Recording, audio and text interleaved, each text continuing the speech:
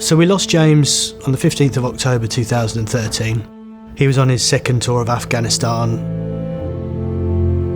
It was brutal. It's the worst possible thing you can ever imagine. And if my life had have ended then, it would have been easier than continuing through the next few months, and even now, 10 years on, it's an incredibly difficult process.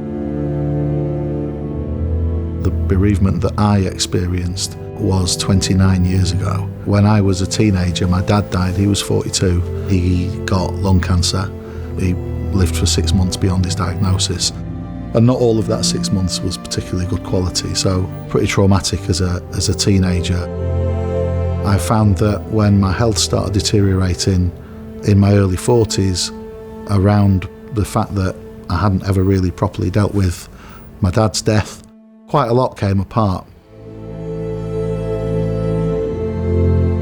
Me and my wife had our second son, Henry, in July 2022. And December that year, when putting him down for a nap, we then went to wake him up and found out that he was dead where he laid due to SIDS. We never thought it was going to happen to us. It changed our lives completely. I felt myself deteriorating and becoming less myself. That probably would have just continued.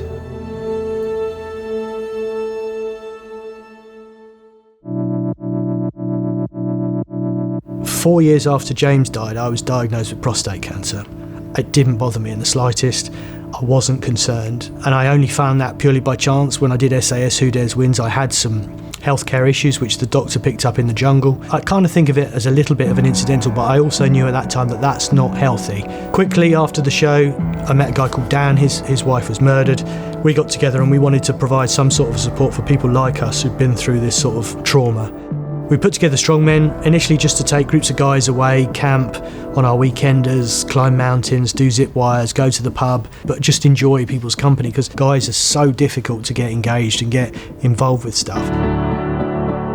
What Efrem did, he looked at how men best communicate with each other. So if you get two men doing something, or a group of men doing something purposeful, before you know it, they'll be chatting away about everything. That was the support that I liked and I craved, so what we've just done is use that for everybody else. It allows you to kind of talk more freely and openly when maybe you might not have done with friends or family at home. I think if you asked my wife and my children, they would definitely say that there's been a change in me. I'm much better for them as a husband, as a parent. It's like a release for me, going on to a weekender and expressing all this emotion. When you see the impact it has, that is the most rewarding thing. When you see the people it's helped and their families, and we have saved people's lives. So I've got previous connection with Efrem. He's always been a great guy.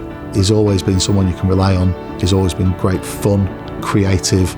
He's brilliant with everyone. A charity like this needs someone like him in charge. So focused on wanting James's legacy to be positive for so many people. To be able to say that this charity has saved people, has helped people, is a great legacy to him. If you take your eyes off the prize, a situation like his can completely destroy you, and he turned it around and he's managed to get himself through that whole trauma and then go another step and now be benefiting other people as well. I love that, and I love being a part of it.